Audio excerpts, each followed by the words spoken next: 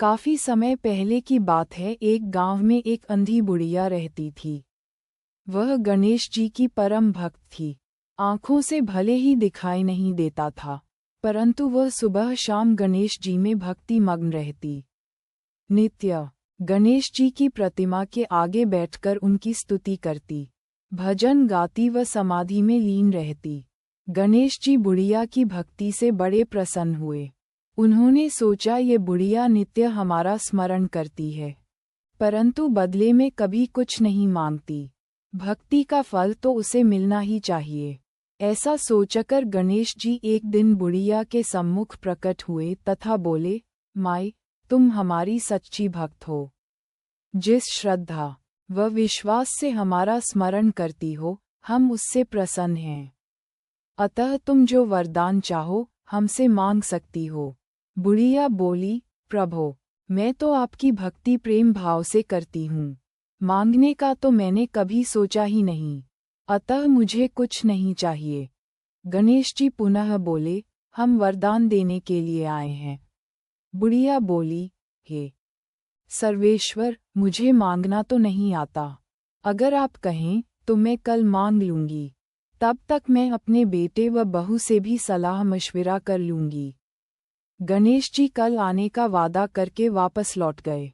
बुढ़िया का एक पुत्र व बहू थे। बुढ़िया ने सारी बात उन्हें बताकर सलाह मांगी। बेटा बोला, माँ, तुम गणेश जी से ढेर सारा पैसा मांग लो, हमारी गरीबी दूर हो जाएगी, सब सुख चैन से रहेंगे।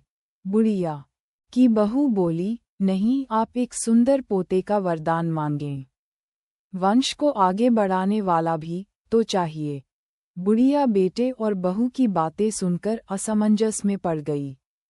उसने सोचा ये दोनों तो अपने अपने मतलब की बातें कर रहे हैं। बुढ़िया ने पड़ोसियों से सलाह लेने का मन बनाया। पड़ोसन भी नेक दिल थी। उसने बुढ़िया को समझाया कि तुम्हारी सारी जिंदगी दुखों में कटी है।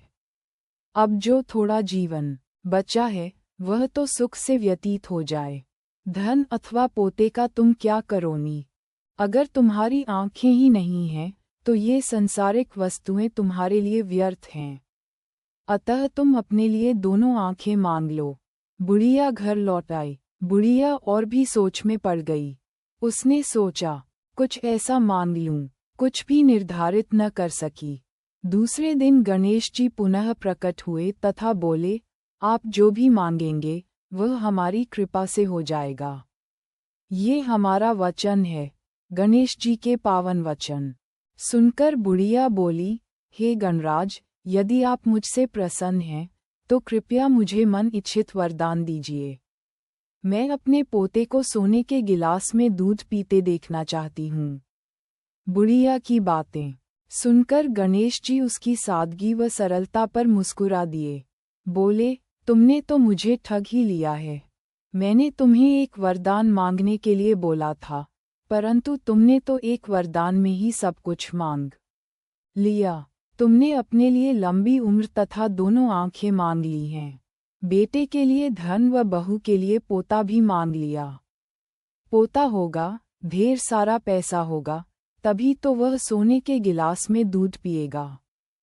पोते को देखने के लिए तुम जिंदा रहोगी, तभी तो देख पाओगी। अब देखने के लिए दो आंखें भी देनी ही पड़ेंगी। फिर भी वह बोले, जो तुमने मांगा वे सब सत्य होगा। यूं कहकर गणेश जी अंतर्ध्यान हो गए। कुछ समय पाकर गणेश जी की कृपा से बुढ़िया के घर पोता हुआ। बेटे का कारोबार चल निकला तथा बुढ़िया की आंखों की रोशनी वापस लौट आई। बुढ़िया अपने परिवार सहित सुखपूर्वक जीवन व्यतीत करने लगी।